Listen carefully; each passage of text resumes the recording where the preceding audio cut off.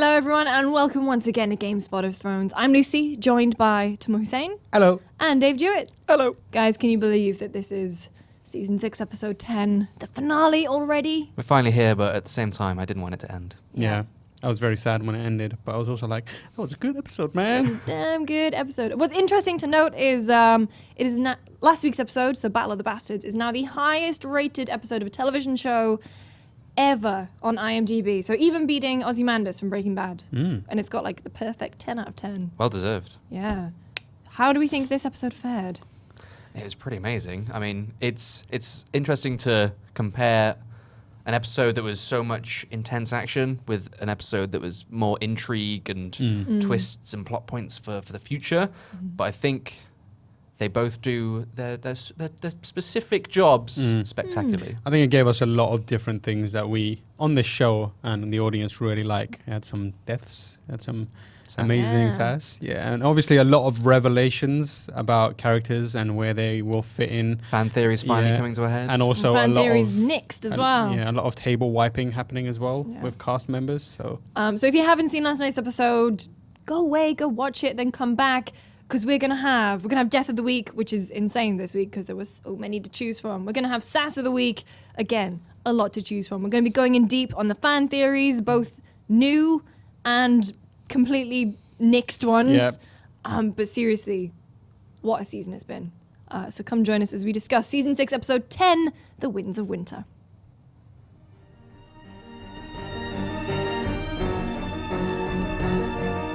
All right then, Dave, let's kick things off. King's Landing. It was pretty intense going on in King's Landing today. We're finally at the day of Cersei's trial. Everyone's wearing their Sunday best. Hommon's got a rad necklace on, and Cersei is like cosplaying as Michael Jackson, it looks like. Yeah. I really enjoyed those shoulder pads. Very 80s. she does reveal herself to be quite the smooth criminal. Oh, God. Some more. God damn it. We see someone who's not looking quite as good. Poor disheveled Loras dragged out of his cell. His lovely locks have been cut. Yeah, as you mentioned, yeah. He's been in that cell for ages. He's not grown a beard. White people problems. I mean, I've grown a beard. Oh. Yeah, me too. If I was in that cell for that long, I'd be looking like Gandalf. Yeah. So he's brought up towards the Sparrow. He's admitting penance. They said he's no need for the trial. I admit to everything. And there's like quite a lot of crimes they've put him towards.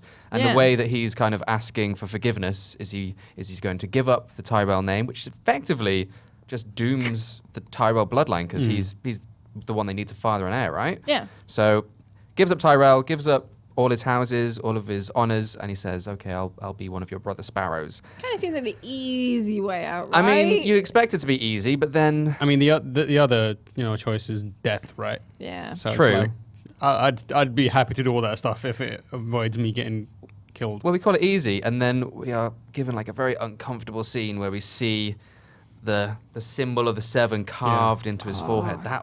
I did not enjoy that. That was pretty My intense. favorite bit is where his dad went. I would love to see the behind the scenes on how the Foley artists managed to just nail the sound of knife on bone through flesh. That little tink and the scratch. Yeah. Well, did seeing Loras surrender his name and his forehead surprise you guys? No. Not really, no. I guess he was kind of pushed into a corner. I thought it was part of a plan initially. It was because Marjorie was like, just give up.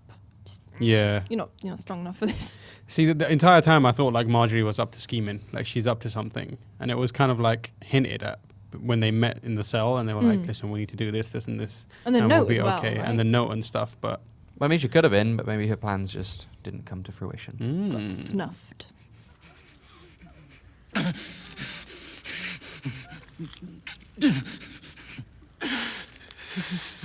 So while this was happening, Grand Maester Pycelle is lured away from the good time it seemed he was What having a lad. by Top one of Qyburn's little birds, and he's dragged down to the laboratory, and he's killed by a gang of knife-wielding kids. That was very Brutus, you two kind of thing. Except it was children this time rather than Caesar's friends. Like children of the those corn. kids, Those were terrifying. they were scary because it was like kids and also a few dwarfs as well. So it was like, and they were just pulling out little knives and being like, yes. And they were all turned by just, Qyburn's offer of sweets. Yeah. What kind of sweets are they offering? They- I mean, Great sweets. They reminded me of Tonberry from Final Fantasy, the little green dude. It's just got like a little knife, and he's just slowly walking towards you the entire time. And he's wear the Well, same after that clothes. grisly death, it's not actually the last time we see the little birds. No. Tommen is refused exit of the Red Keep. The Mountain Keep's in there. Cersei shows no sign of actually attending her trial. All dressed up and nowhere to go. And I mean, there's a Michael Jackson convention around the corner. Maybe that's where she's heading. She's got to practice her. She's gonna moonwalk away. Yeah. Moonwalk out the moon door. The Sparrow sends Lancel to summon her. Marjorie kind of realizes there's something going on and tries to get everyone to evacuate. And as Lancel is actually leaving towards the Red Keep, there's another little bird that kind of lures him away into the catacombs. I found that bit kind of a bit annoying. It was very convenient that that particular little bird was there and that Lancel just happened to follow him. Well, they've made a lot of other plans. Like Also, the Red Keep is super far away. that's true. It is quite So, a walk. Oh yeah, well, you'll probably use his jetpack and scoot over there in like It's 2 not minutes. as if Lancel can just order an Uber down to the Red Keep. Well, as I was saying before, it's not the last we see of the little birds. Lancel gets stabbed in the leg while Proper he's shanked. oh yeah, like Comes out of the shadows, that kid. Like, Ninja Kid. yeah. And he's left to crawl along the tunnel towards a light. And as he crawls further and further, we realize that you start seeing shades of green, and the lights are candles at the end of the catacombs, just slowly burning into a puddle.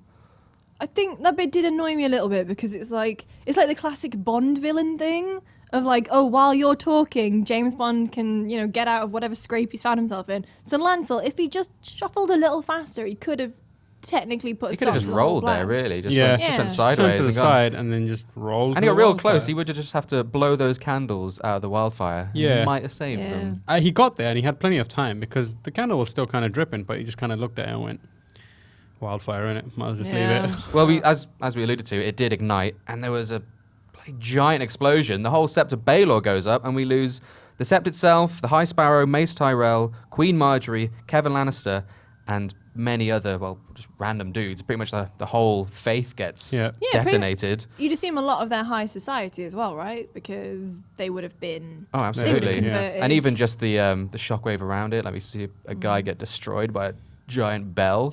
Shout out for to that that dude. guy. And Cersei's just looking on in her attire, takes a little victory sip. But I mean, that was pretty landmark moment of the yeah. entire show. We knew Cersei had a plan, but do you think her plan was to destroy a chunk of the main cast in her madness? Yeah, she's gone full Mad Queen. Yeah. Do you think she got Targaryen blood the way she's been acting? Yeah. But no, I'm really glad that she's like, how we always take the mick out of Cersei because she typically has terrible plans that never end well. This one, it's kind of worked for her. I mean, there's no subtlety to the plans. Yeah. No. It's like a lot of her plans try to be scheming and conniving in really subtle ways, and it never works out. So she's just like, I know, nuke. Blow them all You to bits. can't miss with a nuclear weapon. I mean, I was quite surprised that not more damage went on with the city because we were always led to believe that there was more wildfire than just under the Sept. Like the whole city was riddled with it. So she would have had Yeah. to, it would have still had to be a concentrated effort. But then again, that's, I suppose, what Qyburn's been working on. I'm kind of amazed it didn't spread either. I thought it was meant to be a very volatile Volatile. liquid. Yeah. Shout out to volatile. And I thought it would just, completely consume the entire city, but it was just contained. Well, hopefully we don't see too much of the fallout and all the more innocent people getting crushed by bells. But one person who is suffering is, the sole survivor of the faith from what we've seen, Septunella. We see her getting waterboarded by Cersei. Wineboarded. Wineboarded. Just need a bit of cheese in there, but it's all good.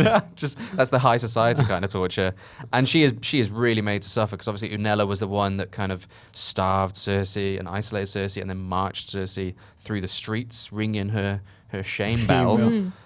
And she says, "All your gods are dead. Everyone's dead. This is the man you'll worship now." And the Mountain comes in. And as we know, Mountain is known for some pretty horrendous things, Yeah. most of all Yeah. rape. Yeah. And Cersei says herself, you're going to be kept alive for some time. Unella is in for one of the Yeah. roughest times. Like, as bad as that character was, and as much as we dislike that character, don't know if she deserves that. Cersei's going full, For Mad Queen. yeah. It's interesting, though, they kind of nipped in the bud another fan theory that Qyburn put Tommen's head on the Mountain's body. Did you ever read about that one? No. So you know how like when you could see the mountain's face, it's kind of purpley, and you know when Oh, do you mean? sorry Joffrey, not Tommen. Okay. They had Joffrey's head on the mountain's body. So when Joffrey got poisoned, he went all purple. Yeah. And you can see the mountain's eyes. He's all purple. Looking like a Goomba from the Mario movie. I understand why you got confused because it's not the only Lannister child we lost. I think the moment that made us all gasp the most was that the guy that you just called the sorry guy was apologizing. Yeah. Like he walks up to Tom and goes, "Sorry." I'm like, sorry's not enough. He's lost his wife, his faith. He's just realized his mother is insane. Shout out to that English guy. He was like, sorry. I like the idea of him being employed just to say sorry. He's just a people. sorry guy. Yeah. Well, obviously, the sorry wasn't enough because he takes his crown off and he walks out of shot, and then intensely just walks into shot and right out the window. But none of us expected that. Like we knew that Tom was going to die because of like Maggie the Frog's like prophecy, but that was just like 0 to 100. Yeah. Yeah. Well, have we had he planned this? Like, was he the innocent child all along, or is this just his way? Like, he's just broken. I think he snapped. I think he finally snapped and was like, "Oh wait." I don't think he snapped in terms of like he lost his mind. I think it was a very like thought out moment in his life. I think he was like, I just can't deal with this anymore. Like, I've just seen this happen. He clearly understands what's happened. He's been kept in the room by the mountain on his mother's orders. And I think something in his mind just went, your mum is not going to she's not going to calm down. She's going to pull these maneuvers for the rest of your life. And the woman he loved was in that sept. Yeah. And the guy who completely brainwashed him / converted him, his entire like faith. That would have just taken everything that he was and just blown it up. Yeah. Well, because he's been manipulated pretty much his entire life. If it wasn't Joffrey, it would have been Tywin. It would have been his mother. It would have been the High Sparrow. And now, like, everyone he really loves is dead. Poor Where's Tommen. Sir Bounce? Well, hopefully not in the sept. And finally, the last thing to really happen in King's Landing was the crowning of Cersei herself. First of her name. First Long of her may name. she rule. Finally got a queen. I mean, like we said before, there wasn't really anyone else to take her place. But I think the most interesting thing about that scene is that Jaime sees her coronation, and he definitely doesn't look pleased about it. No. He knows because this is happening. Because this is happening, he knows Tommen has died. That's the only circumstance that would lead to this. So he's lost all of his kids now. He's kind of been pushed to the side. He was like ostracized by him and like just been like made to hang out with Freys, which must be rough as well. And we've talked about Maggie's prophecy before. Now that Cersei is crowned, now that her kids have died, now that Jaime has realized all this, basically Jaime's realized that she's insane. Do you think Maggie's prophecy is going to complete and she'll finally bite it next season? Well, the prophecy is, a new queen will come who's more beautiful than you and usurp you. So Daenerys. that's going to be Daenerys now that Marjorie is.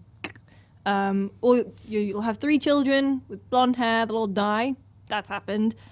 And then the Valonqar, which is the little brother in Valyrian, will come and strangle you to death.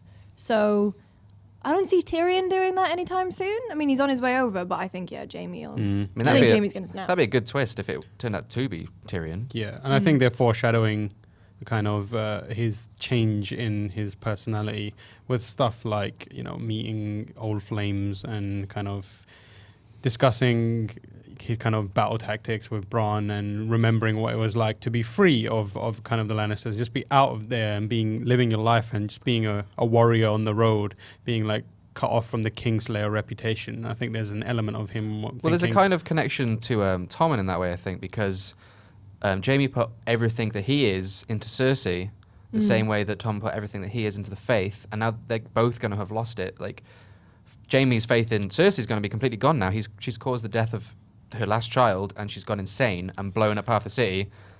Like, this is Brienne's time. Brienne and Jaime. No. What about Tormund?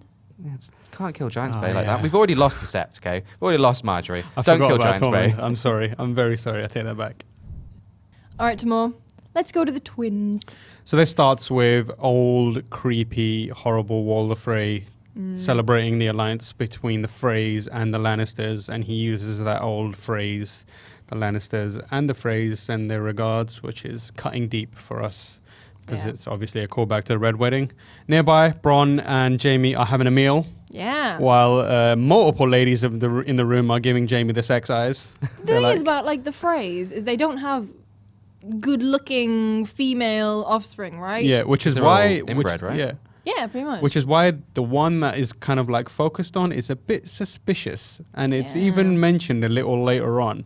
So while Jamie's kind of just ignoring all the ladies, Bron's a bit upset about it. He's like, you just have to sit there, don't you?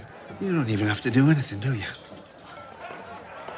You just sit there, a rich slab of beef, and all the birds come pecking. You're welcome to her. She doesn't want me, she wants your golden fingers up her twat. We get some bants, and then Jamie does a solid bro move, and is like, ladies, check this dude out. Solid He's wingman. pretty good. And Bron's like, nah. All right, go on in. Yeah, all right. And you're like, yeah, Bron, don't act like you wouldn't do it. And then, so he's gone. Walder Frey joins, and Walder Frey, I hate Walder Frey so much because I can hear the saliva in his mouth, and it really annoys me. So That's the reason, yeah. not because he killed a bunch of beloved No. characters. It's his like droopy, gross yeah, mouth. It's gross. Speak normally, man. So we get a bit of information, key information here. So Edmure is in a cell. Yeah. So it's worth explaining that he doesn't kill him because technically Edmure is a son. Can't go killing my son by law, wouldn't be right. Give the family a bad name. Yeah, you're like incestuous. Kill everyone. Walder Frey's like got a very skewed perspective on life and like morality. So Edmure married Rosalind, and therefore his son kept in the cell. After that, there's kind of like a back and forth between Jamie and Walder talking, because he talks about how Blackfish went down like a chump, and then Yeah. that's where the inner like warrior in Jamie, the good guy, is Yeah. like, have you ever done any fighting? Why are you talking shit? You've just sat here all your entire life. And then Walder Frey's like, well, I took this castle from the Tullys, so I have victory. And then he kind of compares them as like the same, saying we're both Kingslayers, and they kind of behind our backs they snigger, but when they're in front of us they grovel, and that's because they fear us. And then there's this moment where Jamie just kind of snaps a bit, and he delivers this amazing line. We gave you the Riverlands to hold the Riverlands. If we have to ride north and take them back for you every time you lose them, why do we need you? So, what do you think about this moment? So we discussed earlier about Jamie and the prophecy. Is this one of the signs of him starting to crack? Because traditionally he would be the kind of, son Lannister that would try and maintain friendships with families they're allied with. But this is a kind of a rare moment of him being like, screw this guy and his saliva mouth. Well, I think it's interesting because they've never, like, the Freys are surely not someone that you really want to get along with. And he's always resented having to go all the way down to kind of just fix their mess. So he's probably just thinking, I just want to go home to Cersei. So, like, eventually, and the jab at the Blackfish, like, Jamie respected the Blackfish. And it's also interesting the fact they say he was killed. It's basically just interesting they bring him up. Yeah. There was no Yeah. need to bring him up. It's kind of seeding the fact that, he was killed by chumps, just like normal footmen. It makes me think that the Blackfish is actually still alive. Those who die off screen Are they really dead? He's still swimming. The Blackfish swims on. Keep on swimming, keep on But no, swimming. Jamie's redemption arc has been going on for like 3 seasons now, right? Yeah. He stopped kind of being the colossal prick. Yeah. And he is kind of starting to feel bad. So I think him finally standing up to the phrase and just saying like, I don't want any part in this anymore. It's kind of, I think, next season, I think he'll have more to do that's not necessarily under the thumb of his sister.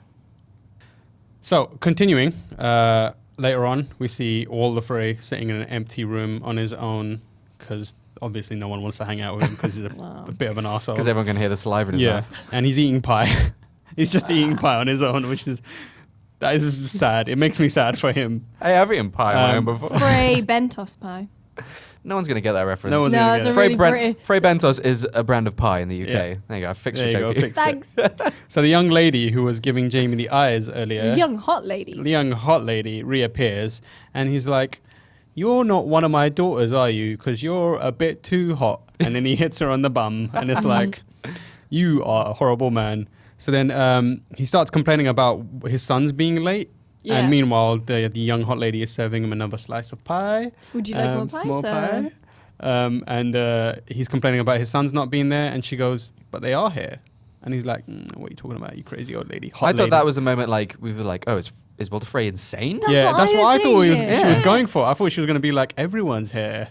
And he's just Been completely here the mental. whole time. And he's like, all right, so he assumes she means they're around. So he's like, go and get them then.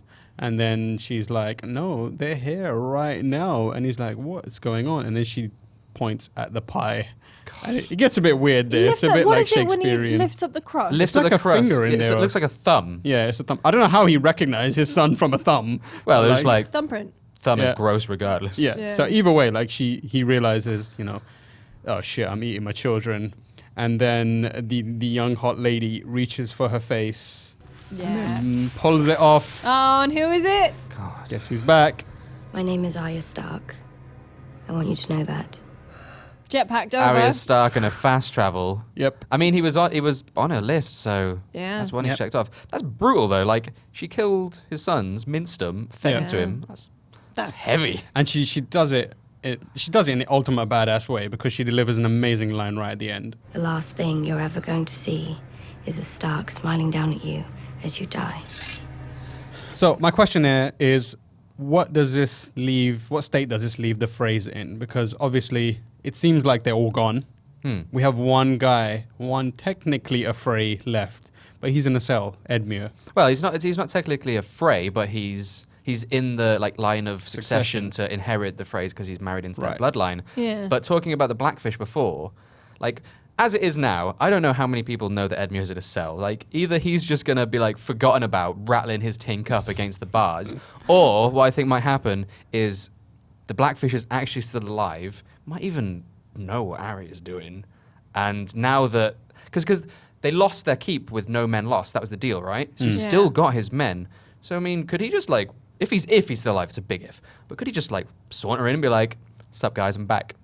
Yeah, he probably could, but he just has to get let out first. Yeah, that's No, the I mean problem the we have. Blackfish. If he's alive, he can Oh, just the he can Blackfish. just Oh, Blackfish could Yeah. spring him. Yeah, maybe. because he's still got all his men. The Freys are all dead, and they're all gross. The Freys are just the worst soldiers. Without their leadership, they will just crumble. Yeah. Without Yeah. somebody threatening to just ruin them constantly, the big old saliva mouth, they're not gonna march for anyone.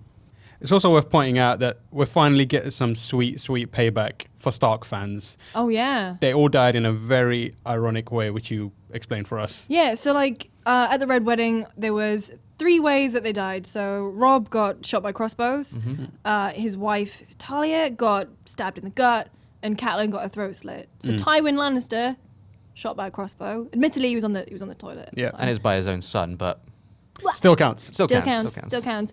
Roose Bolton, stabbed in the gut. Although, And he was the one actually sitting next to Caitlyn, noticing his chain mail. Yeah. That was really what everyone, wise. everyone thinks he got poisoned, but no, he got stabbed in the gut. And then, Walder Frey gets his throat slit, like Cat did. Finally. So, Sweet revenge. cyclical as well. We actually got a look at the Citadel, inside the Citadel, where all the Maesters train. So, Timur? In Old Town, we got our good friends, Sam, Gilly, and Little Sam. I know you've been all missing them, wanting to know where they are. Turns out, not much. They're just kind of hanging out. They've arrived at the Citadel and they go inside. Ironically, they're the only people in the entire season who have a realistic travel time. Because they've been away for 3 or 4 episodes now. So they get there, and obviously down the road, it's all kicking off Yeah. in King's Landing. But so the thing that we're shown is the White Ravens being released, which is important because it signals the changing of seasons. It means winter is Winter here. is finally here. Yeah. How do you think they find all those white ravens? I don't know. Maybe just take the black ones and dye them. Just bred them for this purpose. Is it winter yet? Because the ravens are just getting We've bored. got loads of them. But later on, inside the Citadel, this is basically where all the maesters hang out and be nerdy and learn about stuff. They get their maestering on Hang there. out and be nerdy. Yeah. So we get to meet a man we like to call the Sass Maester. The Sass Maester General. Yeah, He because had he's great Wow. glasses as well. he's got all the sticks up his bum. He's woken up on the wrong side of every bed. Always. And he's just so salty and sour about everything. So Sam's got hey dude, I've got this letter from Jon Snow. Have you heard of him? You might have heard of him. Come back to the Lord come back to the- Commander at the, and he's like, oh, let's see it then. Takes it, reads it, and then he's immediately flipping through his book, and this says, Looking for his file of yeah, facts. this isn't right. We've got Mr. Mormont.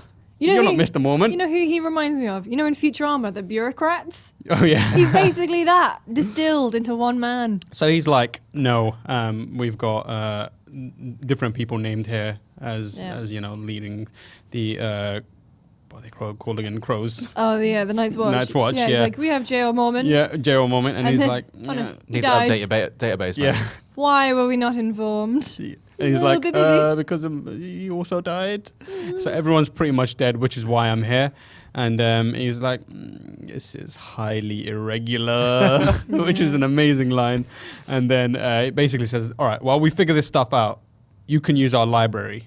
I've never seen Sam so happy. Yeah. He walks into this library and he's like, oh my God, it's like a kid in a sweet shop. Yeah, but it's like- so Hey, random stranger who says you're a maester, Yeah. just use our millennia-old library full of expensive and Well, one-of-a-kind tomes, He can't right? steal a book because they're all chained to the wall. Yeah, Yeah. that was a bit weird. Security. So then, Tight. like, he's like, you can come into our library. And then Sam starts walking around, and Gilly and little Sam are like, yeah, we're going to go to the library. Sass Maester turns around, fires one last Sass bullet from his, what I like to call Sass revolver. And just like, No women or children.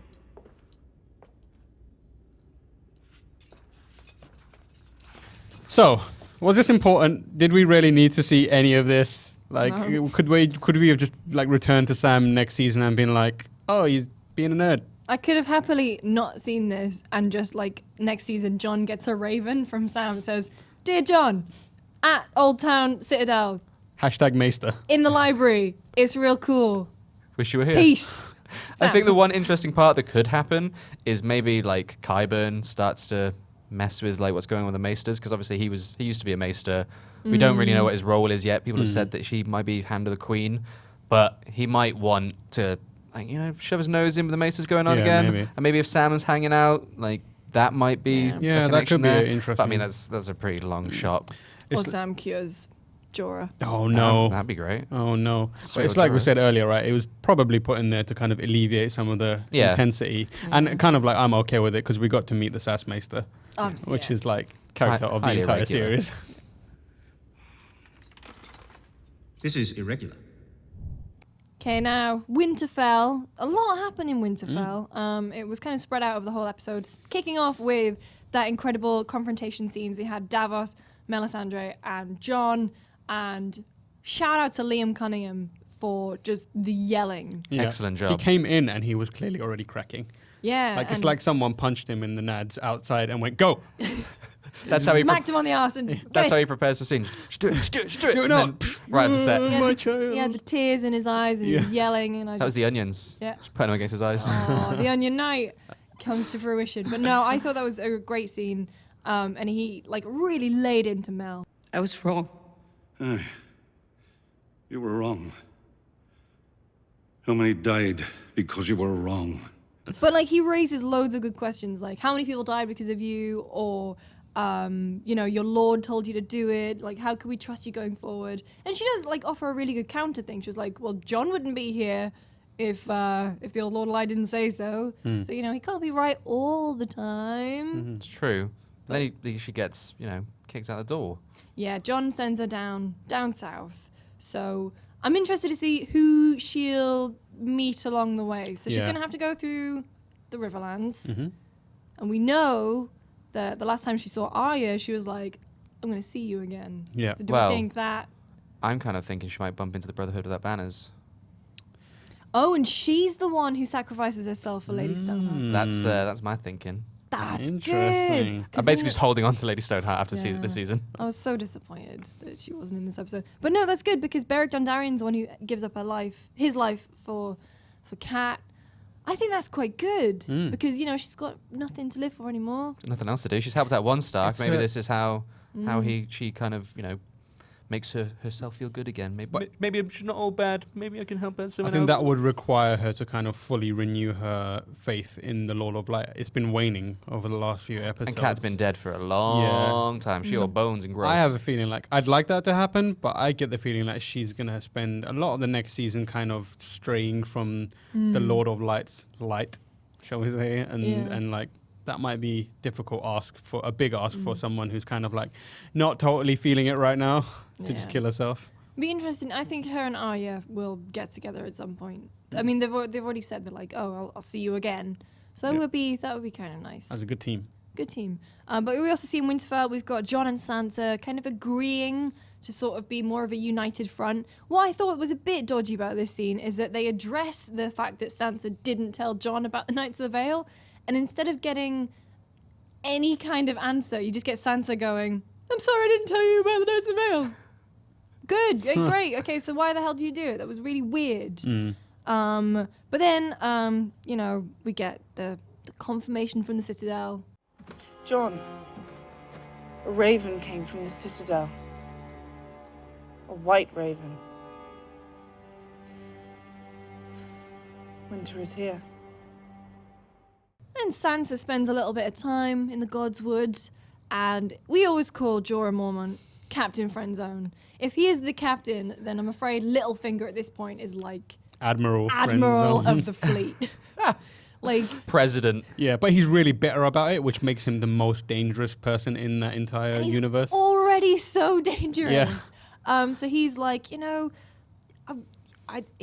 wants what he's always wanted. He wants to be on the Iron Throne. He wants Sansa by his side. And he's just given her these eyes. He just wants a redhead. Like, he just keeps moving from redhead to redhead. And then I felt really bad for him because he goes in for the lunge. And she's just like... The lunge? It's so awkward, man. Yeah. Like, this guy's been in Sansa's life for the longest time. He'd be like, uncle trying to give you a smooch. Yeah. Also, what's going on with his hair? Just for Men isn't holding up in the it's winter. Not going well. Kind of, especially in the zoomed in shots, you can really see like where it's just been perfectly dyed. With a little Sharpie, like... But do we think Sansa is gonna outmaneuver him? Like maybe marry him just for his knights and his political prowess, and then outmaneuver him? I don't know. I think Sansa knows. I mean, she said you'd be a fool to trust Littlefinger, right? So like getting in bed with him, so to speak, literally as well, would be like a bit too far for her. I think she knows that she needs to keep him at arm's length, but also as a friend. So I don't think she'd really get in too deep with him. But we hear like later in the episode, like the best way to secure an alliance is to marry. Who would be a suitable suitor for Sansa that's left alive? That's a good question, actually. That is a good question. I don't know. I think Sansa's done with relationships. Yeah. I think she's a strong, independent woman. Don't need no man. She's listened to Beyonce's latest album. She's like, I'm doing this alone now. Freedom. All my ladies in formation. But then we have our final visit to Winterfell. So all the northern houses sort of come back and they're kind of groveling a bit. We're sorry. We're like, oh yeah, we're sorry to follow you. Yeah. You're totally right about Ramsay and he's a dick and everything. And then, Jon Snow's like, oh, there's the real threat. The true enemy won't wait out the storm. He brings the storm. So that storm line kind of reminded me of, that bit in the first X-Men movie where Storm goes, you know what happens to a toad when it's hit by lightning? The same thing that happens to everybody else. That's what that reminded me of, just because it was a real clunker of a line. But, Jon's trying to get his point out there. The real threat of the White Walkers coming from north of the Wall, and none of the northern houses are having it. But then... It's our girl. Oh, it's our girl. She's rapidly becoming one of my Sass favorite queen. characters. She's incredible. She just stands up and she's like, well, you didn't do this and you didn't do that and you broke your vow. I stand with Jon Snow. And then you have this great scene where all the northern houses are like, yeah, we're sorry. Okay, you're the king of the north now. And then they chant king in the north for what seems like an unreasonably long amount of time. It's like when you're stuck in a restaurant and everyone's singing happy birthday to you and you're like, stop it, everyone's looking at me, stop. And then the one voice starts to peel off, but it just keeps on going. Like, well, that's the weird thing when you do a chant, everyone stops but one guy keeps it going for a bit too long. Yeah. Just the awkward small house in the back. King of the... Oh. Final clap at the end. But no, can Jon trust the northern houses now? Because they've been flaky. Well, I think the best way to work that would be... Like, could Sansa legitimize Jon? Because she is head of the Stark house I'm wondering why that hasn't already happened. Yeah, because she says, you're Stark to me. Yeah. And being the last, well, to their knowledge, last surviving Stark, she's the head of the Stark house. Yeah. Technically, she has the power to legitimize Jon Snow. So I think, maybe they all got just caught up in the moment. Yeah. 6 months down the line, someone might be, well, actually, he's not technically a Stark. But if Sansa actually solidifies his title, and Sansa wants him to rule ahead of her, I think she's just like done with all this. She's just happy to be home, but I think Jon deserves to be the king in the North. I think it needs Sansa to legitimize him to have for this to have any permanent effect. I really did not expect to go to Dorne. I thought they were over and done with. Luckily, it was quick. And they had Olenna. They had Olenna. She's what it takes to make Dorne interesting. Who had 95% of the script. Pretty much. And it was like sharp and quick. So she appears and is meeting with Illyria. And Illyria says, so the Lannisters have declared war on House Tyrell and also on Dorne. So we should ally for survival. Yeah. And then we get Olenna saying, Cersei killed my son, killed my grandson, killed my granddaughter, husband, pretty much anyone who she cares about is dead now. It's kind of like stolen the future, so she's not interested in survival anymore. She's interested in justice and vengeance. And Illyria's like, well, I can accommodate, picks up a little bell and starts ringing it. And Olenna's like, I don't want to drink. I don't right now. And then from the shadows, a very familiar face, someone who is very, very skilled at delivering justice and jumping across continents. Yeah, and just jetpacking across the world. That was, I don't know where I thought that Varys would end up. I didn't expect it to be Dorne. No. But here he is.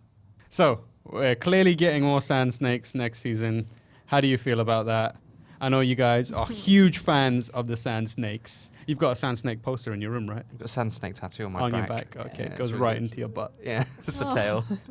If they make the sand snakes interesting, I'm quite happy to sit through some of their stuff. But at the minute, they're just sassy for sassy's sake, and it's not quite as delivered. Yeah. Like, when Olenna is sassy, you feel it. Whereas the sand snakes are just kind of... They're kind of... I was reading about them. They're kind of cool as a concept. They're all the bastard daughters. Well, they're cool in the books. Yeah, they're the bastard daughters of... Oberyn. Bastard, of Oberyn, right? Yeah. So, That's and where they're sand comes from. Sand's like a snow. Yeah, or yeah, rivers. storm, exactly. yeah. And they're like super badass with their weapons, but they rely too much on awful bants between each other. So it's like... And they started off to work. murdering a couple of kids, which Yeah, is... It's hard it's to like hard to real like weird. anyone after that. But no, their plot in the book is so cool. Like, they don't kill Doran, and originally Ilaria doesn't want to go to war because she fears like that it'll come back on her daughters, and her daughters will get killed.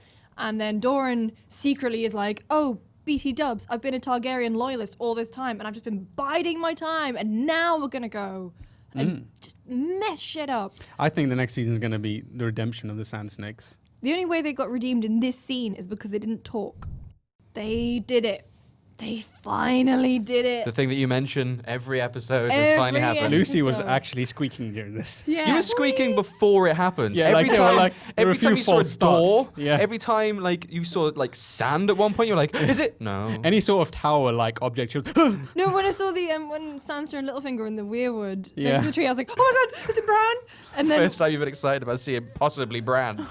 no, so we actually got the reveal.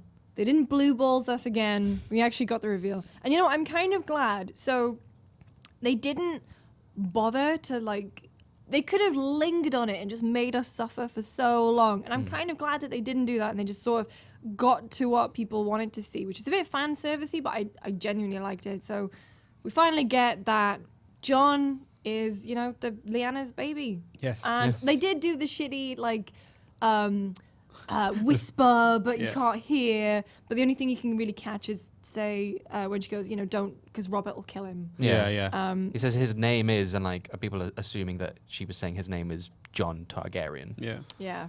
What a terrible two matchings of name. No, Targaryen, Jon. In Daenerys's vision, when she's way back in season 1 or 2, it's a different name. It's a very Targaryen name, like Aemon or something like that. Oh, but right. it's I don't think it would be Jon Targaryen. it's just a bizarre name. Dave the Dragon. What did you just call me? Sorry, man. How did you know my nickname? That's my secret nickname. But so I also want to give a shout out to the way that she did the "Promise Me Ned" line, because that's That was delivered It was delivered perfectly. really it was well, so yeah. good. But do you think Tower of Joy was kind of ruined because we basically already knew what it was? Do you think they could have done some kind of different spin on it? I mean, we only knew what it was because of where we are, right? Everyone who's just basically a show, only watches the show, won't have any idea. Well, they might have hints, but they're not, we explicitly went deep into this theory, Yeah. and the book knowledge kind of lent itself to that.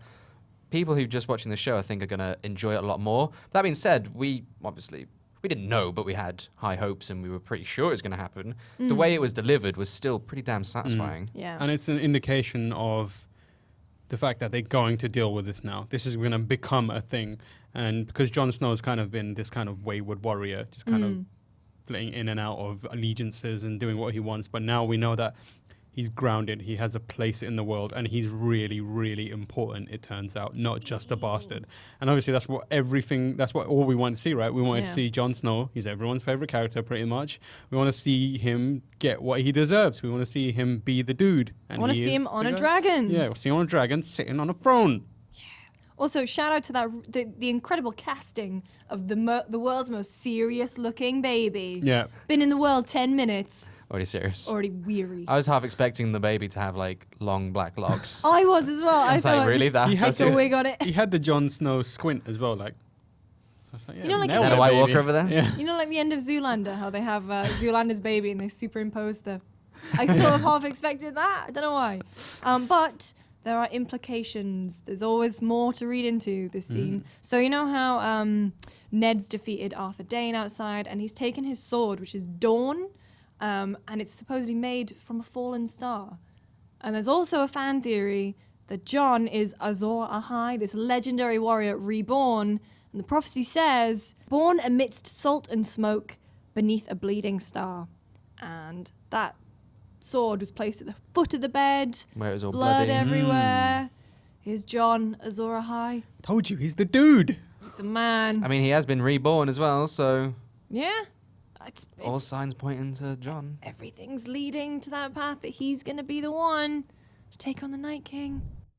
And finally, Tam. We're in Marine. Things are a little bittersweet, unfortunately. Daenerys has revealed that she's making her way to Westeros, but her little toy boy, Dario Naharis, won't be joining her. He's got another face to find. Yeah, he's got to stay behind. She's tasked him with staying in Marine and kind of keeping the peace while the people elect a new leader. It's like breaking up with your girlfriend, but being like, oh, can you also Yeah. continue cleaning my house? Yeah. We're not together anymore. Look after the cat, but yeah. keep my stuff clean. So, also, Slaver's Bay is no longer called Slaver's Bay. It's called Dragon's Bay, or Bay of Dragons. Bay sorry. of Dragons. Bay, B-A-E. That's Babe. that's how I spelt it in my notes. So Dario pleads his case. He's like, please. He gets real needy, He gets, right? yeah, for a second, he's like, I love you so much. And she's like, yeah. I'm I just think not you're going to, feeling yeah, it. she's like, It's not no. you, it's And then me. he's like, this is Tyrion's fault, isn't it? She goes, no, it's just, I don't want you coming with me. It's a bit weird. Like, You've got that boob knife with you. I'm done with you. so kind of he leaves, doesn't break down totally. He leaves with You his... don't even have like a goodbye kiss or No. a hug or any kind of embrace. He leaves with like, I think that would be the breaking point for him. If he had to like get a little taste, one last taste. You crying, Dario? No, No, you're crying. Just sniffing your These are hair. your tears on my face. So he leaves, not shedding a tear, but he's clearly a bit crestfallen. And so we got to see Game of Thrones' breakup style. Proper Pretty good. breakup. It was kind of brutal because she was just... Yeah. Cold as ice. And that's something she references later on. So she leaves the room, and outside is Tyrion. And we learn from him and the discussion that her ships are ready to roll. They've been painted. They're ready to go. The Dothraki have been loaded up, ready to go. Also, like, they spent a bunch of time just making sails. Yeah, just doing sails. Putting painting weird them, gold making it all good. dragons on the front of them. Yeah. Yeah. And so we get to see this rare moment of like soul searching and connection between Tyrion and Daenerys. And he points out that she's basically got it all now. She's got the ships, she's got the army, she's got the dragons. And then he asks her like, are you scared? And she's like, there's like the half a nod almost. And he's like, well, that's a good thing because only, you know, you're in the great game now. And the only people who are in the great game and aren't scared are crazies. Like your dad, who was king crazy. Popping it. Yeah, dad he's there. like all the way crazy. He's lord of crazies. And she's like, all right, relax. My dad. And then Daenerys actually bears her soul to Tyrion as well. She talks about how she really didn't feel anything for Dario when she broke up with him, which is kind of like sad. One thing I noticed there, by the way, sorry to interrupt, but when Jorah left, she cried. Yeah. Gutted. That is good. Well, let's hold that. Let's I hold that. literally just thought about that. Hold that thought. And Tyrion actually reciprocates by saying, like, you know, he's always been a cynic, a born cynic, never believed in anything. He's seen what that has achieved, and it's never good. But then he's like, I believe in you, which I is believe in you, Harvey Dent. and then we get to see this sweet little moment between them. When she pulls a badge out of her boobs. I had something made for you. I'm not sure if it's right. Also, I love the way she's like, oh, you know, I've never seen one of these. I hope it looks right. It's perfect. Bang on, nailed it. Replica at the hand of the king. She got it from the Game of Thrones gift shop.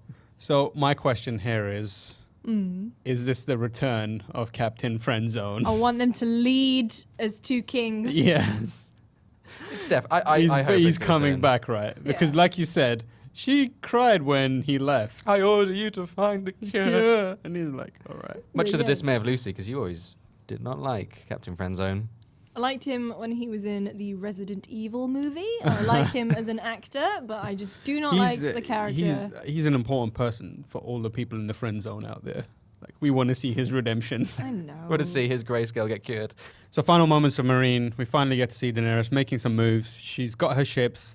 They are on the ships.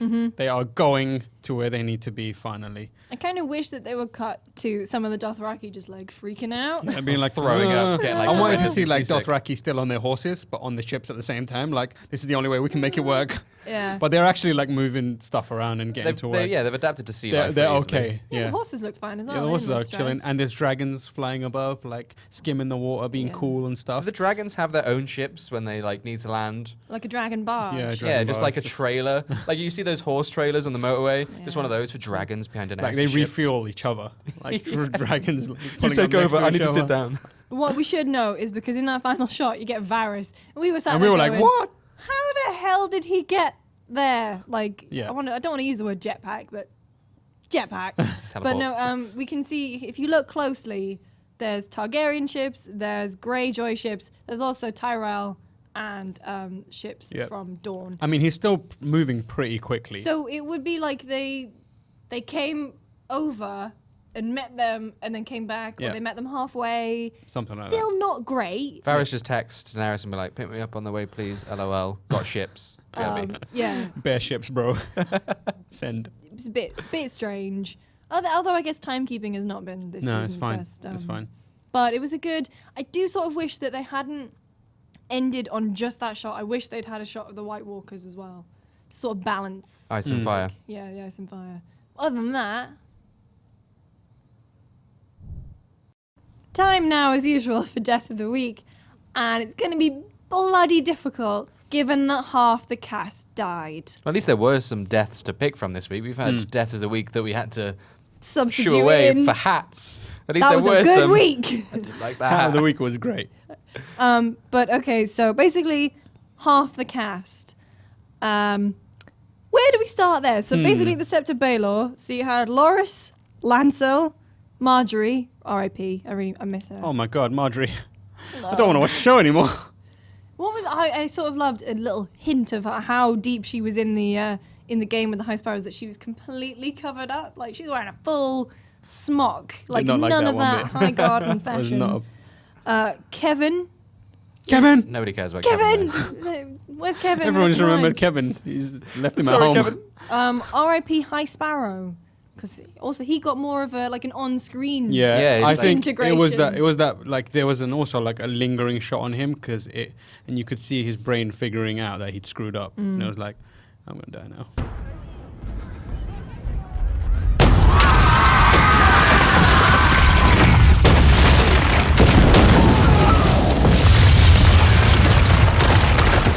Mace Tyrell wasn't wearing a hat, so I don't really. Yeah, no care. He did have his moment though. The His mustache was still on point. Let's talk also about the guy who got completely messed up by that The bell. bell. Yes. Shout out to that guy. Ruined. He was just walking down the street, going to get his groceries. Out of nowhere, bell. It's like the bell was a ball from Rocket League, and he was the goal. 1 point. Bow. Grand Maester Pycelle.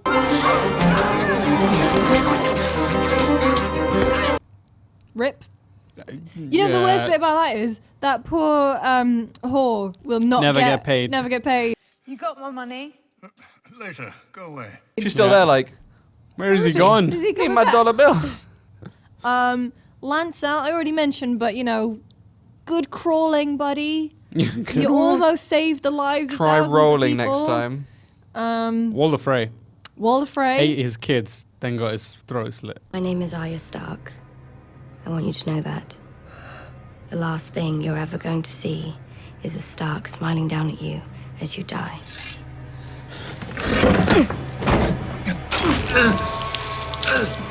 That was gross. I mean, yeah. I mean, that dude, like, satisfaction from a person getting killed, Walder Frey is pretty high because he's, firstly, as I've said before, you can hear the saliva in his mouth, which is like, kill him quickly. But also, he's been really bad to his kids. Yeah. Like, awful man. It's been bad to everyone else's kids as well. Yeah, It's been bad exactly. to everyone. So, He's like, just a bad man. I'm glad to see him go. Is that your vote then, Walder Frey? Walder Frey. I don't know. I kind of like Bell Dude.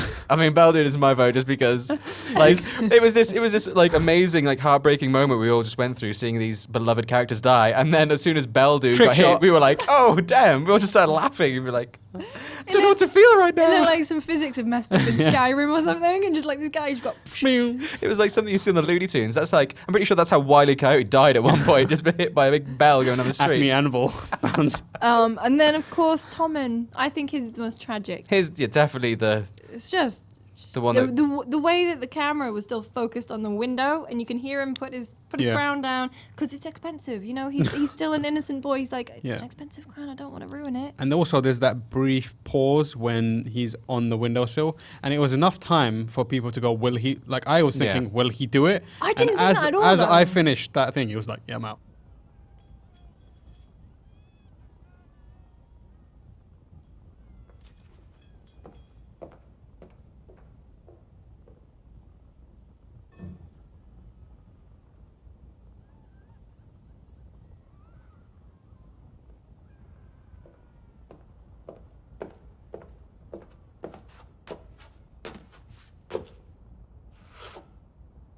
I Yeah. didn't think it at all. I didn't think he would do that. I thought he would just kind of sit and wait for his mum to come in and be like, "Oh, yo, we run this joint now." And Yeah, Well, I vote for Bell Guy.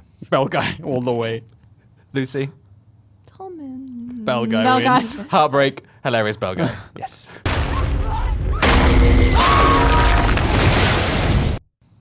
Thought we'd give a special shout out to some incredible sass in Yep. Game of Thrones this week. Every time we have Sass of the Week, you notice it's only because Elena's in the episode. Yeah, Yeah. but because she's so good. But I want to give a special shout out to Sass Maester General because he was highly irregular. Yeah. I And he had didn't great expect that. specs. He was great. I really loved him. He was Nameless guy. just nameless man. I'm gonna look through the credits and find out what his actual role Name is. is and what his role is, and start a fan site for him. It's already there. Got the Twitter page. There's only one real contender for Sass of the Week, and that is Elena Tyrell. Oh my god. Because obviously she went to Dorne, and we got to witness what I like to call the roasting of the sand snakes, Yeah.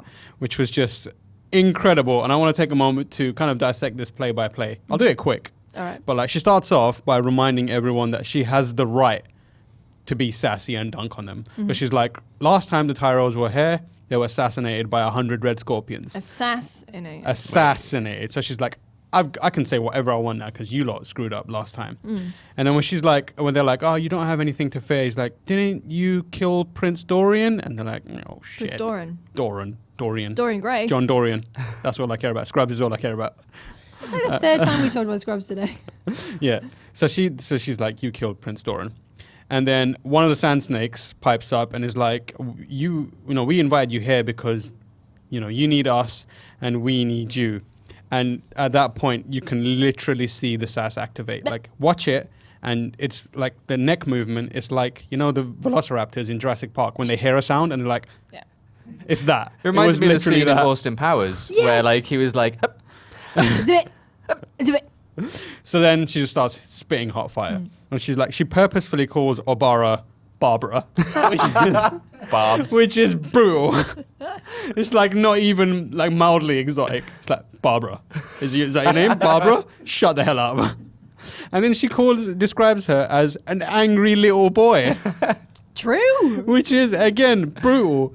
and then says, don't presume to do anything. And then Nymeria is like, this lady is on one. I'm going to save my sister by stepping in and being like, cool adult, cooler heads prevail. And she's like, I'm very sorry about my sister. What she lacks in. And then Olenna's like, you shut the hell up.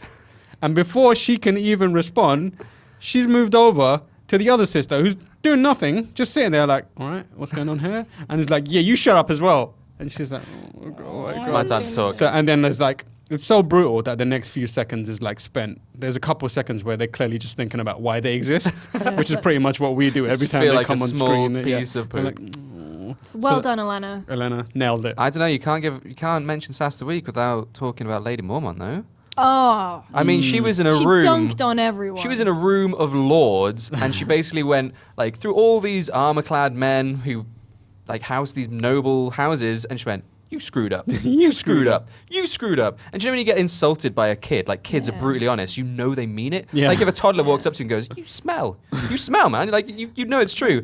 And this kid just dunks on all the Northern lords, and she's like, "Yeah, I'm 8. What of it?" And then she's like, yeah, but House Mormont remembers. Yeah, we got 63 men.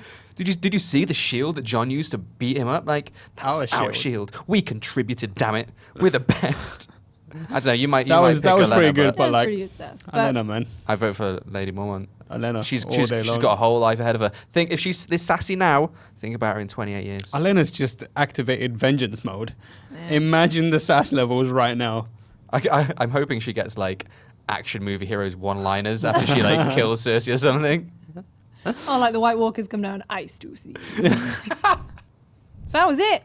That was season 6. Done and done. Bring on next season. Man, I was a little worried at some points, but I'm really glad, like episodes 9 and 10, especially, it all came together. We can always count on those 2 episodes to be bangers. Yeah. In the beginning of the season where Dany's ships got burned, we were like, well, not going anywhere this season. And then all of a sudden they were like, trick ship. New ships. Yeah, new ships. And then Euron's going to be like, oh, I'm going to Got have some ships too. Got no houses left though because we used all the wood for ships. Yeah. No, I'm man, that episode 9. I think that was my highlight of the season. What about you? I think this episode's probably my favorite because we get a lot of revelations.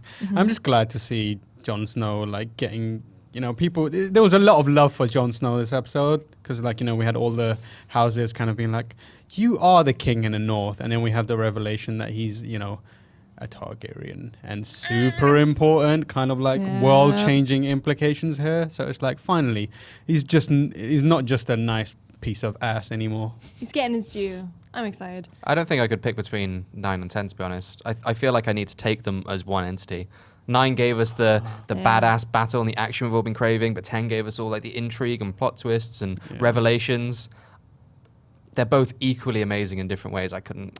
We did get the death of a very satisfying death in 9. Yeah. Oh, it's a difficult one. Also, shout out to Hold the Door because I thought that whole sequence was incredible. People are still shouting that as I'm in the lift, and it still brings a tear to my eye. I just shouted it earlier when the studio door shut. But I mean, while the season may be over, we've got one more big episode of GameSpot of Thrones coming next week. So we're going to be reflecting on the season that was, reviewing the best deaths, talking about some plot points that may be happening in season 7. But of course, make sure you stick with us at GameSpot throughout the year because anytime there's some big Game of Thrones news, trailers, maybe George will drop the book if he gets around to it. I'm sure he's very busy. But don't worry, we will be on hand to discuss all of that, and we hope you will join us. In the meantime, you can find us on Twitter. Tam? I'm at TomorH. Dave? And I'm at Irregular Dave. I'm at Lucy James Games. Thank you for watching, and we'll see you next week.